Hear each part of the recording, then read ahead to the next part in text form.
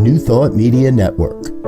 We are a global broadcast network of positive music, media, and entertainment, inspiring humanity's evolution along the journey of enlightenment and creating a world of love, peace, empowerment, and prosperity for all. New Thought Media Network. Positively inspiring.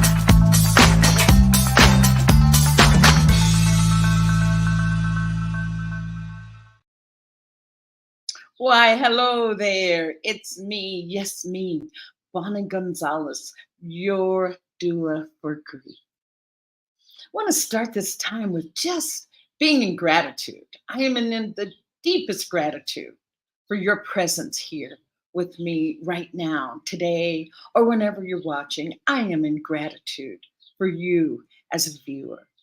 Without you, there would be no me. There would be no need for me. So I am so filled with gratitude that you are joining today. And my other note of gratitude is for my producer, Joe Rothenberger, who is here with me every week and bugging me during the week for the show information. But he's here and supporting this particular program, and he has other programs, but I am in gratitude that Joe is supporting me today. And my other area of gratitude is for New Thought Media that allows me every week to talk about a topic that is my passion, that just brings me alive. But I know it's a difficult topic for so many people. For so many people, it's very difficult. I think I talked about this last week, that the number one thing not talked about, which I thought was death, was something that we don't talk about in our culture. But I was enlightened that it's grief that we don't talk about. So I am just honored and feel like it's a privilege to be able to discuss this, to be able to bring grief out of the shadows of our lives and right smack dab in the middle of our lives. Demystifying grief, unpacking it like a Christmas present, if you want to say, if you want an analogy, because inside of that, maybe it has ugly wrappings and it's not desirable, but inside of grief are some true valuable lessons and gifts. You know, grief transforms us. We cannot go through a period of deep mourning and grieving and come out the same. No, grief transforms us. And with that said, that is why I feel it's so important that we are able to be in dialogue about grief. And grief's superpower, believe it or not, grief's superpower is healing. It's right there. The thing that we want to avoid the most is the thing that can bring us understanding, clarity, help us move through those painful moments and come out with a realization about our loss. And before I get too wrapped up, I should say a little bit about me. I remember the other day I was watching a video, and this person never said who they were, their qualifications, or any of those things. So again, I'm still Bonnie Gonzalez, and I am a grief coach. I am now a certified grief educator, a registered nurse, a religious science practitioner, a licensed soul collage facilitator, And the most important thing, the most valuable thing that I could possibly be is a human being right here on the planet with you at this time, helping and serving in whatever capacity that I can that helps bring more light, more clarity into people's lives. So that's a little bit about me. So, um, now that I've said that about me, I want you to make this time really for you, about you. Um, Drop a comment in the comment box, a question. Would just love to know, or if you just want to say hi and just where you're from, where you're viewing from. I would love to know that you're out there. And I know that people do watch later. And if you have a question later, that's okay because you can still pop it in there and I will definitely respond. I also have an email. I have an email, Bonnie at yourdoulaforgrief.com. Or you can just check out my website, yourdoulaforgrief.com. So I think we got all those things cleared up, making this for and about you. And I just thought maybe if you just grab yourself a cup of tea or a cup of coffee, glass of wine, whatever makes you feel relaxed and ready to receive information, that would be just wonderful. So just as I always do, clarify what loss and grief is. And so loss is what we experience, and grief is what we feel. And remember, loss doesn't have to just be a death. I was talking with someone over the weekend who had lost a home, to a fire, which is so devastating. And they were truly in a state of grief. Though they were very fortunate, no one was injured. It was just one of those freak accidents that happened, but no one was injured. But they were still in a state of grief. I have a lovely friend who is really struggling to recover from a very serious illness, and he's in a state of loss for the life that he had before this illness took away what he felt was his quality of life. And he has that right to feel that way. It's not up to me to say, oh yeah, but you should be grateful that you're alive or you haven't. No, that is one of the things that we do need to do. It's just honor where people are in their grief. Talking a little bit about, living in a state of toxic positivity. Toxic positivity is just as dangerous, if that's a word. It doesn't allow you to live fully, put it that way, as being in a depressed state and feeling as if you're not moving through. So there's a balance, and that's what I'd like us to be able to talk about. What's the balance? Yes, my friend that has this difficult problem and just really struggling to get back. Who knows what it's going to be like when he does make a full recovery, who he'll be and the gifts that he's gotten from this. Just like a dark night of the soul can bring us gifts as well once we move through it. So I was saying that loss is what we experience and grief is what we feel. And not only death, but we suffer a myriad of losses in different ways. And not to feel like, oh, I don't know, just because my, best friend and I are no longer friends, it's like, wow, they're still alive. I should be grateful in that sense. But it's like, no, whatever you're feeling. So from those losses is grief. And grief is that emotional state. Grief is what that loss pushes us into.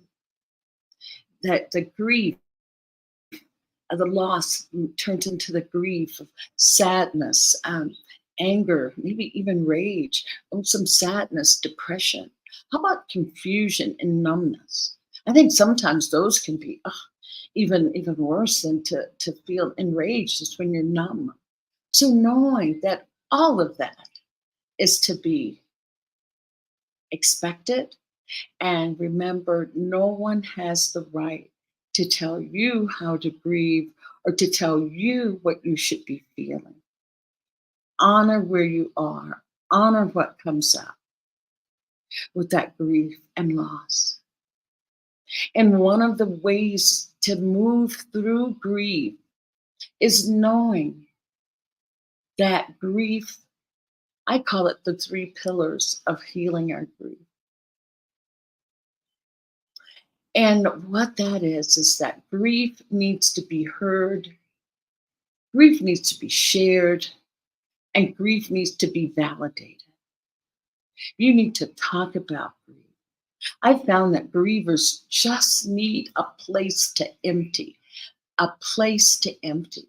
Can you be that friend that's there to listen and allow them to empty without judgment or giving advice? Yeah, without judging or giving advice, but just to truly listen, to just truly come from that place of empathy within. So with that, honoring grief and loss, knowing that that grief needs to be validated, grief needs to be shared, and grief needs to be heard. And that's what we're here for each other. You know, grief is a very communal thing. Sabon Fusome, an African folk teller. She made her transition a little bit ago at a very young age. But from her tribe in West Africa, she would talk about that if someone in the tribe experienced a loss in their family, it wasn't like, Sabon Fu is grieving the loss of her mother, brother, or Sabon Fu is in grief. It's like, no. What they say in that village is that grief has found us. Grief has found us because grief is contagious. People can feel it. We can sense it. We can sense when our friends are sad, and knowing that. So know that grief is a communal thing. And if it's shared, heard, and validated, wow, it makes the moving through that so much easier, so much easier. So, with that said, I wanted to talk about our theme for a minute. Our theme for today is when children grieve.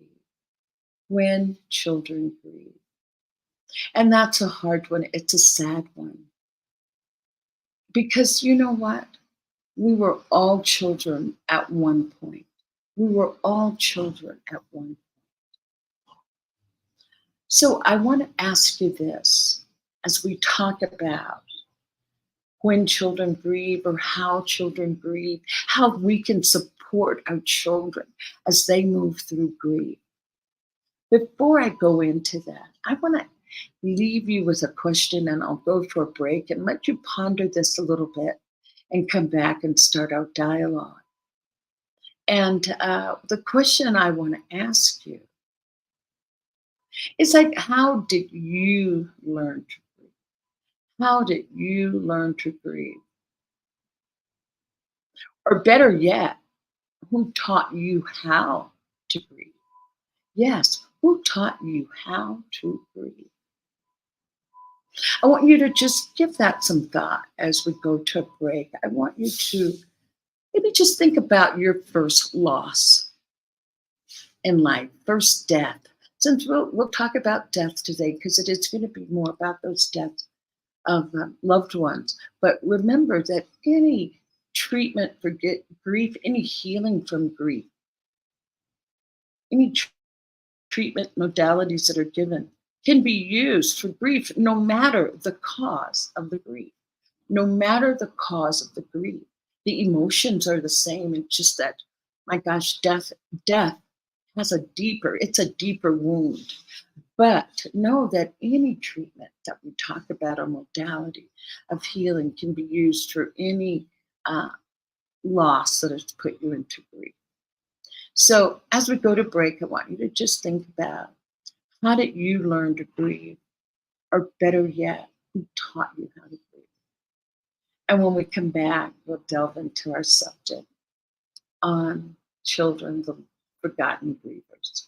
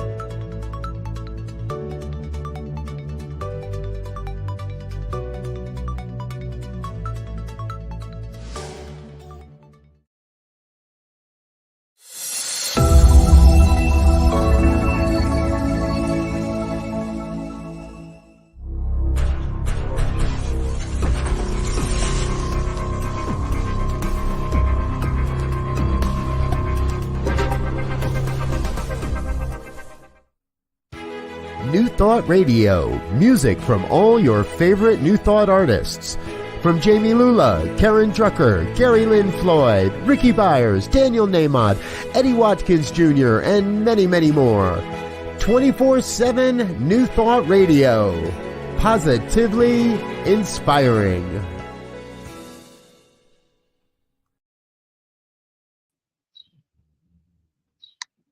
Hello there. So, did you give those questions a little thought?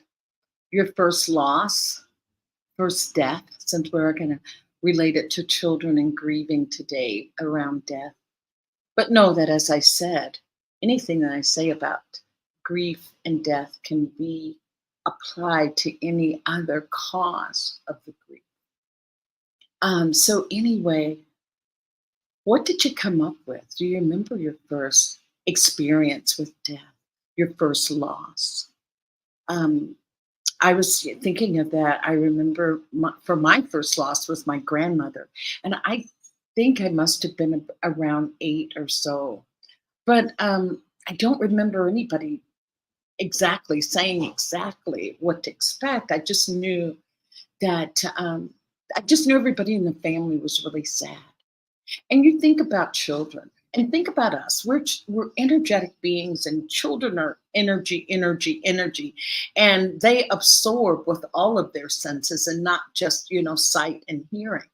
So they are, oh gosh, I don't want to say at the mercy, but they are affected by our emotional states.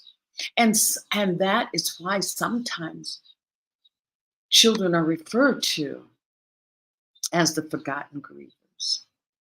And not to shame anybody. I don't want anyone to feel bad about past behaviors during a intense loss.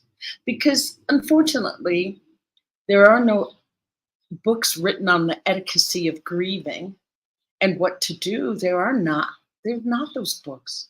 We just do the best we can as we're moving through, the best we can at that time. And as Maya Angelou says, when we know better, we do better. So that's what that's what this conversation is about. Is about us learning better, knowing better. As I said, I remember my grandma had died, and I didn't know anything about a coffin. That there'd be a coffin, you'd be seeing her in the coffin, and I just remember it that night after the funeral. In those days, everybody came together and slept at someone's house, and so we had a pallet on the floor in the living room. And I know during the night I was really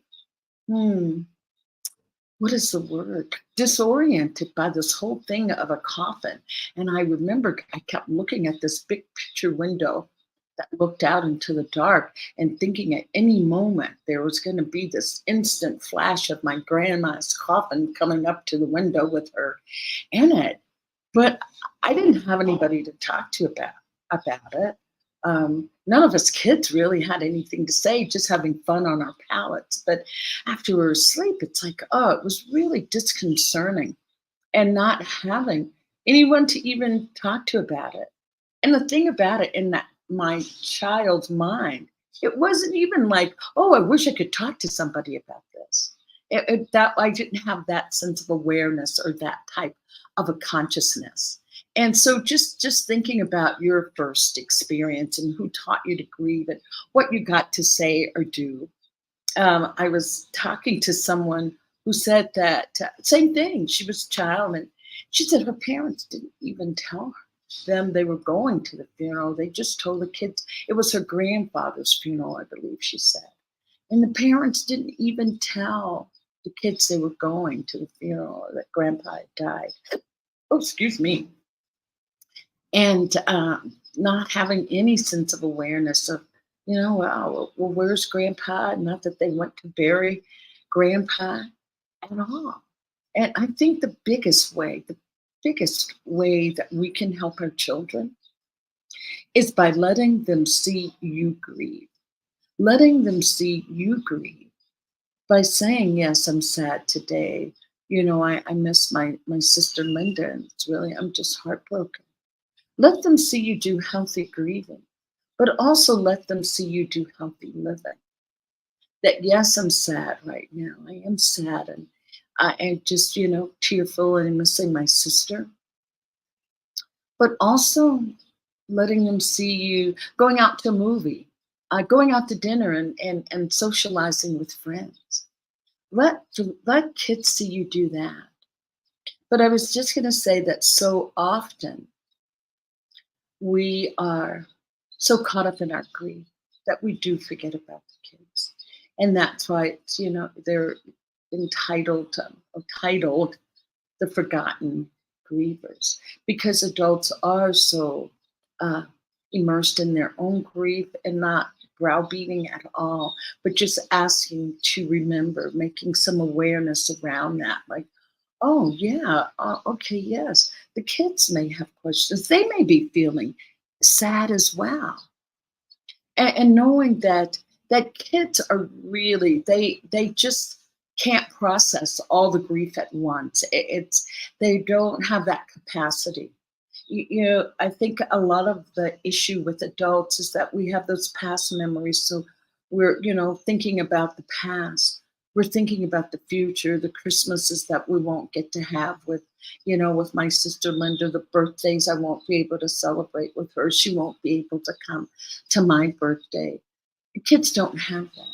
They just don't have that. Kids are really in the moment. And knowing that in the moment, kids can be sad. Kids can be really sad and crying. But if you say, oh, do you want to go to your friend Bobby's house for a birthday party? It's like, yeah, I'm ready to go. A birthday party. Yes, I can't wait. Or you want to go out for ice cream. Kids are able to move through those emotions really quickly. Not that they don't come back and resurface like they do in us, but they're able to be in the moment. Just like, think about if asking the child if they want to go to a birthday party. If somebody asked me right after my sister died, hey, you want to go to a big party down the street? I would be like, are you crazy? What do you? I would have been so upset that anyway, children don't have that. They truly, truly, truly are in the moment, laughing one moment and playing the next second. So even though these kids are so resilient, they do need your support. They really do need your support, especially when they have questions that they may want to, ask, especially about death, because death is that foreign thing. They don't quite, it depends on the age, around 9 or so, they start to realize that death can be somewhat of a permanent state. But they may have questions about what happens to the body after Linda died. What happened to her body? I remember, unfortunately, it's been so long ago. I wish I could remember more of the details. But my first husband, his sister was just a young woman. She was 30, and she had a 7-year-old. But when she died, the 7-year-old was without his mother, and at that time, he was staying with us until his father was in another location. But anyway, I just remember him saying to me, "Oh, Aunt Bonnie, is it true that when you die, you go to the devil and he has a big stew pot and they have you in a big stew pot and they're staring you in a stew pot?" And it's like, oh my goodness, no, that's not true. But you don't know what the child has been exposed to around death before. So that's why it's good to be able to have that open communication, that you can answer the question. I'm trying to think, there was another child, and this is about being honest though, another child that they said that grandma was in a delightful place. That's what they said. But just so happened in their town, the donut shop was called Delightful Place. And he thought, oh, she's at Delightful Place getting donuts? And it's like, no, that's not where she is. So that's why truth and honesty goes such a long way with our little people. And if they are asking questions, let them take the lead. Just be in curiosity to see what questions they have. And try, if you can, not to be upset, appalled, taken back, or shocked by some of the questions that may come up. Because then what happens if they feel like, oh, you're shocked, and then they're in trouble? Then they feel like they can't ask the questions as they come up. So just be open and answer their questions. And children don't need a lot of information. Just keep it simple. Knowing that as a question comes for them, if it's answered quickly, then they too can move forward. And knowing that they will continue to process this loss at different stages of their evolving and growing in consciousness.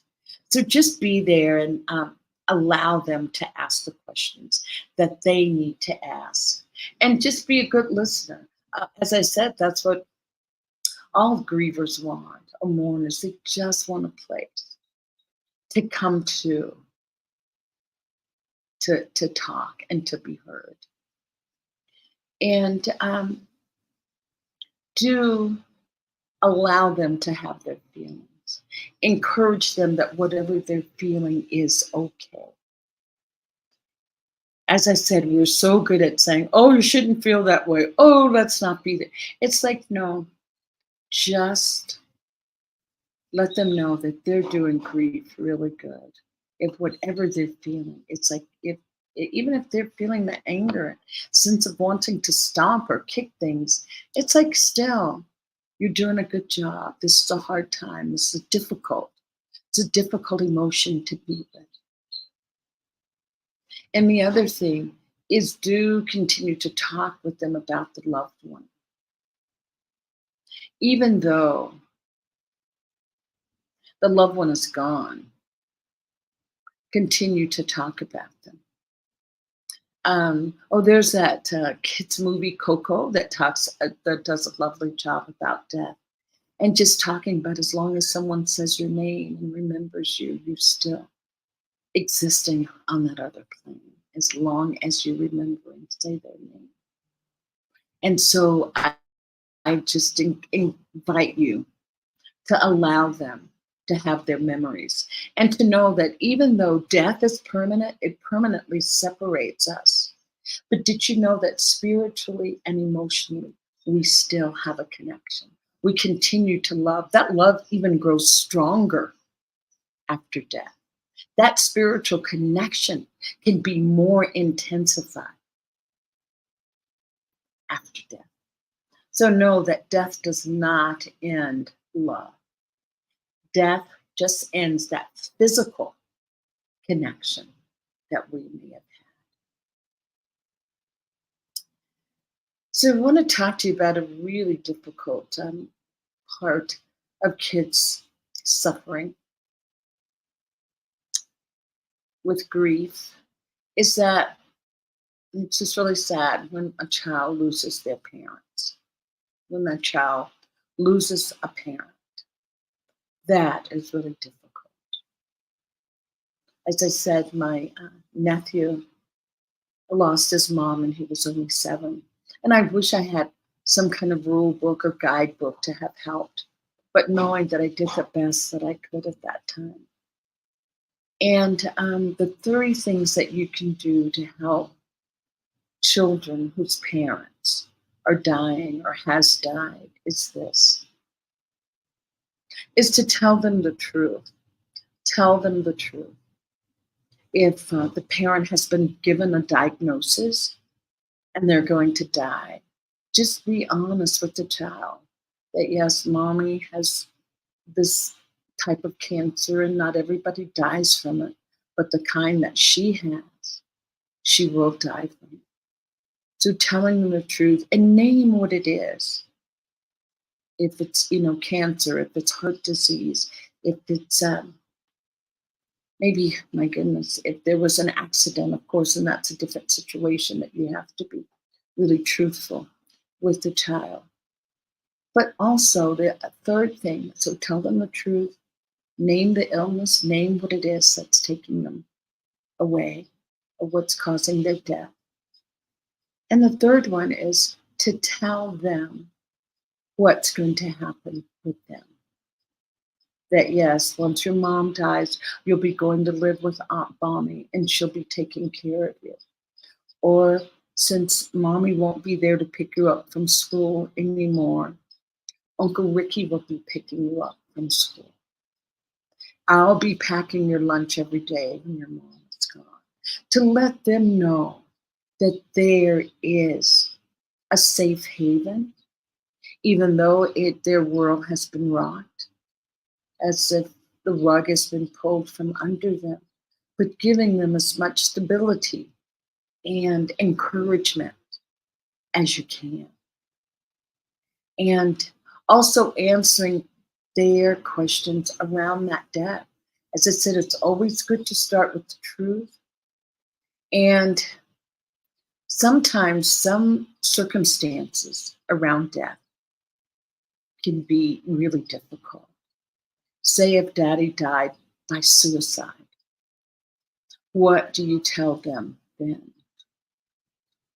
And in that case, a suggestion is that some of us die from illnesses in our body, like a heart attack or cancer or stroke, that suicide is an illness in the brain.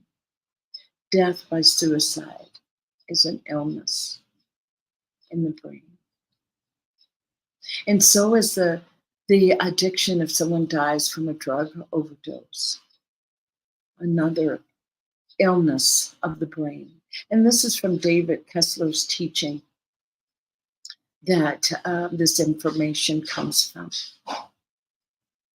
And unfortunately, if someone has been murdered, that is difficult, because know that you as a person that is their caregiver or the person that is talking to them and responsible for them, you yourself are going to be in such an emotional state that you may need support. And if you can't do this or have this type of conversation, have someone that you trust, have the conversation with them.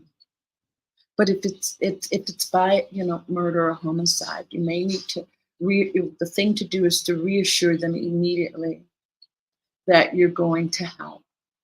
You're going to help them. You'll be there with them. And of course, maybe there may be some questions that need to be asked by the police. Just reassure them of how uncommon this is, that this is not an everyday occurrence. Because what we don't want to do is scare them, thinking, oh my goodness, all you have to do, well, anybody could get murdered at any point. It's like, this is unusual, this is rare, this is so unusual. Because we want our children to continue to feel safe. Even though the situation is just horrific, we want them to feel safe. And we want to do everything that we can to assure them that they are safe. And one of the questions, I remember in a class that we had, one of the questions was that kids sometimes will ask, oh my gosh, if daddy dies, are you going to die too, mommy? And the question is, at some point, but not right now, that mommy's doing everything that she can to take care of herself and to be healthy, so that she can live a long life to help take care of you. So know that they may have those kinds of questions of maybe suddenly being abandoned by both parents. So I think that's a lot to take in. So just give yourself a breath to just breathe that information in. Just breathe that information in. And what we'll do, I'm just going to take a quick break, and then we'll come back and continue the discussion. And we'll come back. When we come back, the topic will be, should children attend or participate in the funeral? So we'll just have a quick break and come right back.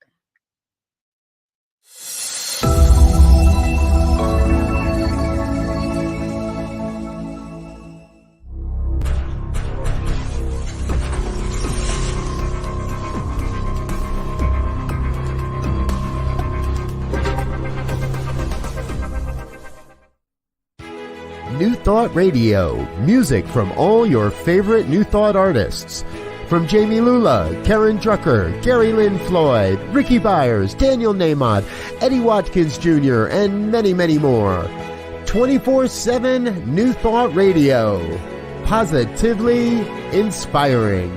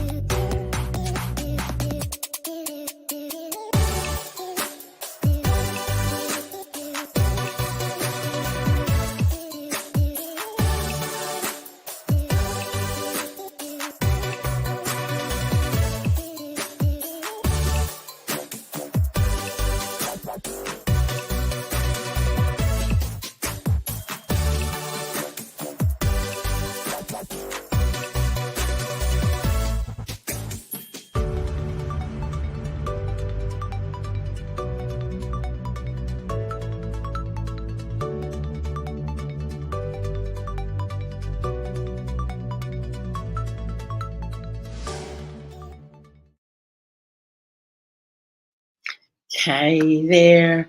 I'm still here, and I'm glad you're still here as well.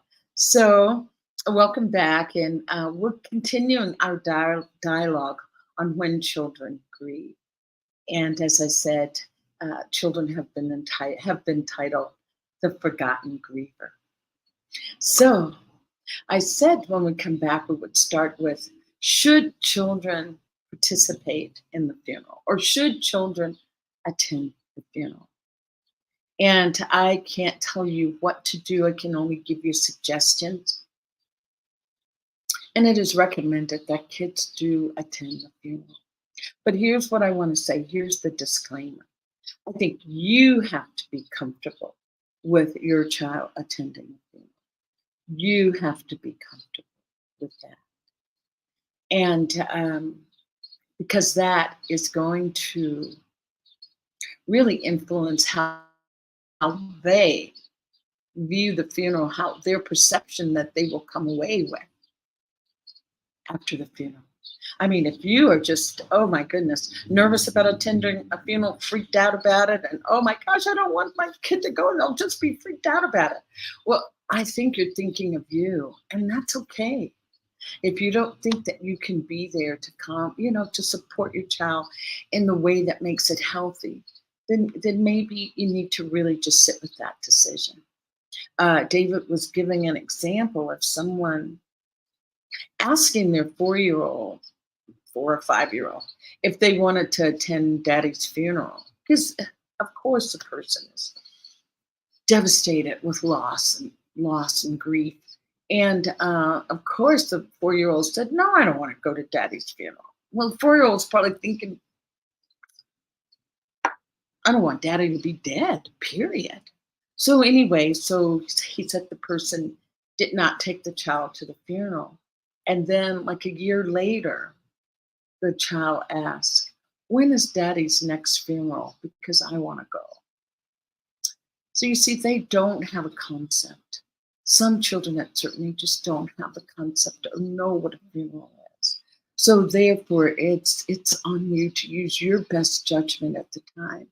And I know that we all have cultural practices and different faiths and beliefs, but if you can, allow them to attend the funeral. And here's what I will say. If you do make the decision to allow them to attend the funeral, tell them what to expect. Tell them what to expect. That people are going to be crying. People are going to be sad. If there's going to be a coffin, explain that there will be a coffin. The body will be in the coffin. And maybe it'll look like they're sleeping, but they're not sleeping. That if you notice, they aren't breathing. And when we're sleeping, our tummies go up and down, our chest moves, and notice that there's no movement. So make sure that they are prepared for what is to come, or prepared as best as you can prepare them, but still be open for questions with that. But just letting them know what to expect. And do, as I said, let them know there will be sadness. There will be sadness. And another suggestion, I know when after my grandma died and we had other funerals, they always had someone or some place for the kids to be. Okay, Aunt Bessie over there, she's going to be taking care of the kids. When the kids come, send them over there to Aunt Bessie. She's got a room over there, or they'll be in the backyard playing, and Aunt Bessie will make sure that they are fed. Because yes, the adults are immersed in their grief. So if you have someone that will be assigned to take care of the children, maybe they will have some activity to keep the kids occupied. Because as I said before, kids drift in and out of their grief. So yes, they're going to be sad at the funeral, but I'm telling you, once the funeral's over, they're going to be ready to run around and play and eat, and then come back to being sad again if that's what they do. Also, if they're teenagers, maybe having a friend go with them to the funeral. As you know, teenagers, that's the time that friendships are everything. So if they can have a friend to go with them, that can be helpful. So that's just something to think about. That yes, I want them to go to the funeral, and what can I do to prepare them and myself for that? And I was going to say, and it depends on the age of the child as to how you proceed. Another area I want to touch on briefly. Gosh, I can't believe the time is going so fast. But anyway, the other subject that I want to talk about briefly is how can you help your child transition back to school? Because remember, during this time, kids really need their routine. They need their routine and they need their friends. That is their way of coping and moving through the world. It's through their routine. So you want to get them back to school. But remember, kids can be a little, they don't want to stand out. They don't want to be different from other kids. And it's advised that the teacher not say, oh, welcome back, Bobby, so sorry to hear that your dad died or that your mom died. And the class is so sorry. They don't want to be singled out like that. So it is best that if the teacher wants to acknowledge his loss, maybe have the kids sign a card or make some kind of painting for them that it's given to the child privately so that he's not embarrassed in front of the class. And the big thing about getting back to school as well is that kids need their routine. But you don't want them to miss so much school that then suddenly they're behind in their studies and they're having more and more anxiety. Because of that, you want to try to really get them back to a place where they can ease back in without having missed too much time and not having any undue or unnecessary extra stressors. But do check in, make sure if they're sleeping okay, are they eating okay.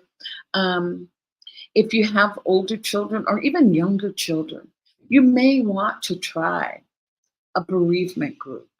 That can help. That can really help. And the idea, even if they say, no, I don't want to go, it's recommended that they go at least 3 times, at least 3 times. The first time could be truly awkward.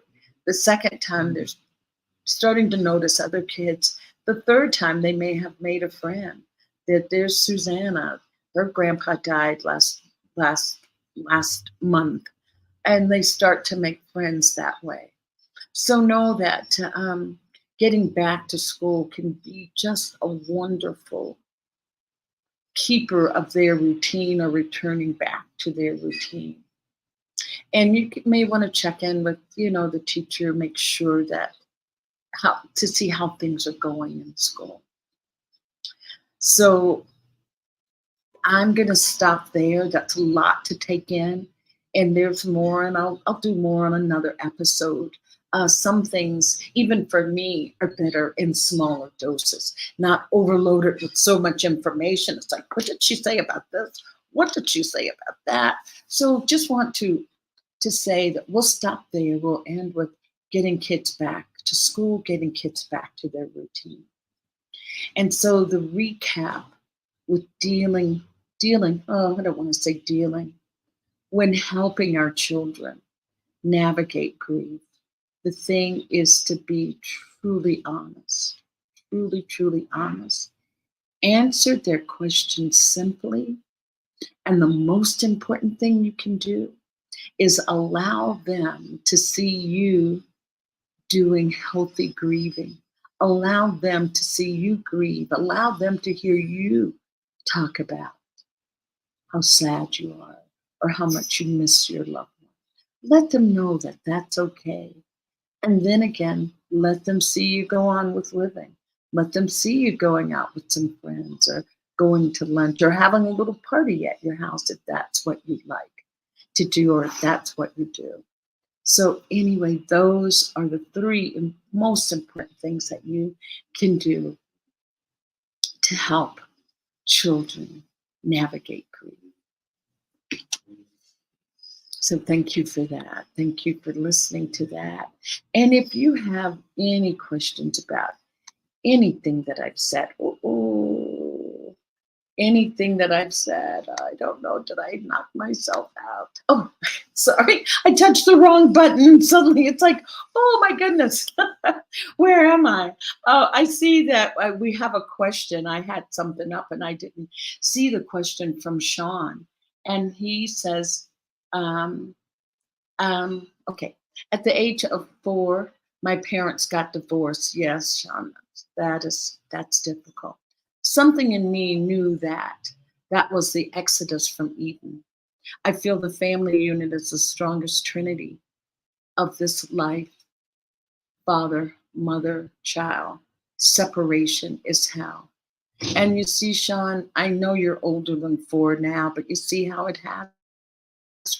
really affected your entire, that is a grief that you've carried all of your life. And I was going to say, one of the things that they talk about most with kids when the parents get divorced, even if you're four, feeling a sense of, wow, did I do something? It must have been my fault that my parents aren't together. And he says sometimes children will create the the Odyssey effect, which they see the lost parent as heroes, and they strive to be as they see them. I like it. I'm sure I mispronounced the word, create the audacity. I'm sorry. But what I was going to say to that is they always say the parent that left is the one that gets to be seen as the hero. And the one that stays is the one that gets the blame for everything. But the other side of that, the one that stayed, is the one that gets the blame because the child feels that, or knows that that is the one person that truly loves them and they're in a safe place. So therefore they are safe to act that way. So thank you so much, Sean, for that comment. I so appreciate you. So thank you. And my heart's with you, Sean. And I still say, find someone that you can talk to about that. Find someone who you can talk to about those feelings. Inside, you're still that 4-year-old. So we want to heal that 4-year-old. So thank you so much. I want to talk to you. Oh, I want to do a little bit of a plug. Oh, a couple things. If you have any questions, drop a comment. And also, if you would like to be a guest on Your Doula for Grieve, you are welcome to come and be here with me, tell your story, be heard, share it with others. You never know what your experience can do to help someone else. So please, yes, if you would like to be on the show, you're more than welcome. Come on down. It's fun. You'll have fun with Joe and I, backstage and on camera.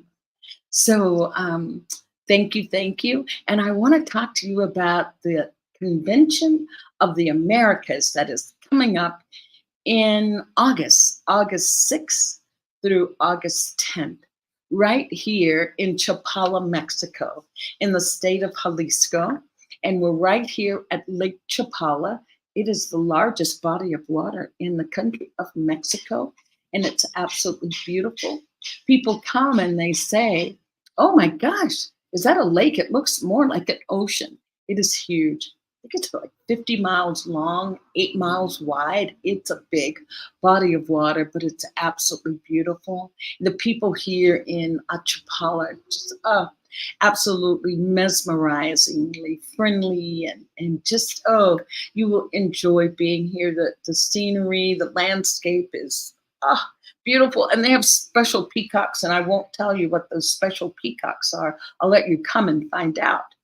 But anyway, the conference starts on the August 6th, and it starts at about 2 p.m. You have registration in the morning, 2 p.m., and then it goes through Saturday, the 10th, until about 12 noon. And I'm going to be one of the presenters there for the workshop. For one of the workshops, I'll be presenting Soul Collage. I've done that. This will be my 3rd year. I would say people like it. So come and enjoy that. Some great speakers from Centers for Spiritual Living. There is a pre-convention workshop on that Monday. Reverend Dr. Kathy Ann Lewis out of Seattle will be giving a workshop.